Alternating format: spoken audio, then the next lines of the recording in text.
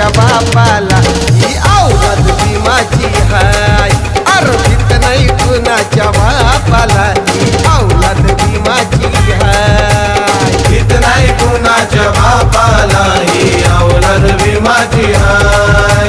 हित नाही कुणाच्या बापाला ही औलाद भीमाची हाय